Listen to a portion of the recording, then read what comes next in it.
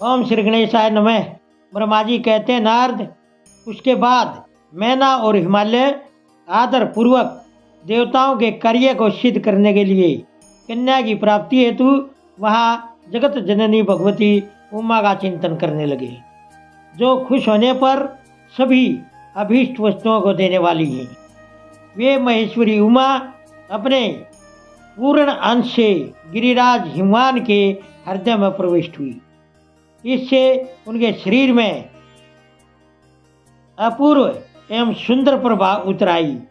वे आनंद मगन हो अत्यंत प्रकाशित होने लगे। उस अद्भुत तेजो राशि से संपन्न महामना हिमालय अग्नि के समान हो गए थे। उसके बाद सुंदर कल्याणकारी समय में गिरिराज हिमालय ने अपनी प्रिया मैना के उदर में शिवा के उस परिपूर्ण अंश का आधान किया। इस तरह गिरिराज की पत्नी मैना ने हिमवान के हृदय में विराजमान देवी की कृपा से सुखदायक गर्भ धारण किया। सारे संसार को आश्रय देने वाली देवी के गर्भ में आने से गिरिराज प्रिया मैना सदा तेजोमंडल के बीच में स्थित होकर अधिक शोभा पाने लगी। अपनी प्रिया मैना को देखकर गिरिराज हिमवान बड़ी खुशी का अनुभव करने लगे। गर्भ में जगदम्बा के आ जाने से वे महान तेज से संपन्न हो गई थी। मुने उस अवसर में विष्णु आदि देवता और मुनियों ने वहां आकर गर्भ में निवास करने वाली शिवा देवी की स्तुति की और उसके बाद महेश्वरी की अनेक प्रकार से स्तुति करके खुश हुए। वे सब देवता अपने अपने धाम को चले गए। जब 9वां महीना बीत गया और 10वां भी पूरा हो चला, तब जगदम्बा कालिका ने समय पूरा होने पर गर्भस्थ शिशु की जो गति होती है उसी को धारण किया, अर्थात जन्म ले लिया। उस अवसर पर आद्याशक्ति सती साध्वी शिवा पहले मैना के सामने अपने ही रूप से प्रकट हुई। बसंत ऋतु में चैत्र मास की 9वीं तिथि को मृगशिरा नक्षत्र में आधी रात के समय चंद्रमंडल से आकाश गंगा की तरह मेनका के उदर से देवी शिवा का अपने ही स्वरूप में प्रादुर्भाव हुआ। उस समय सारे संसार में खुशी छा गई। अनुकूल हवा चलने लगी, जो सुंदर, सुगंधित एवं गंभीर थी। उस समय जल की वर्षा के साथ फूलों की वर्षा हुई। विष्णु आदि सब देवता वहां आए। सब ने सुखी होकर खुशी के साथ जगदम्बा के दर्शन किए और शिवलोक में निवास करने वाली महामाया शिव कामनी कालिका माता का स्तवन किया।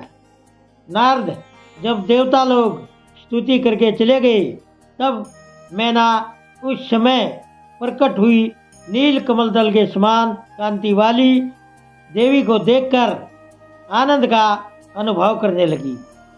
देवी के उस दिव्य रूप का दर्शन करके गिरिराज प्रिया मैना को ज्ञान प्राप्त हो गया। वे उन्हें परमेश्वरी समझकर अत्यंत खुश हो उठी और बोली। मैना ने कहा, जगदम्बे महेश्वरी, आपने बड़ी कृपा की जो मेरे सामने प्रकट हुई। अंबिके, आपकी बड़ी शोभा हो रही है। शिवे, आप सारी शक्तियों में आद्याशक्ति तथा तीनों लोकों की जननी है। देवी, आप भगवान शिव को सदा ही प्रिय हैं तथा सभी देवताओं से प्रशंसित पराशक्ति हैं। महेश्वरी, आप कृपा करें और इसी रूप में मेरे ध्यान में स्थित हो जाएं।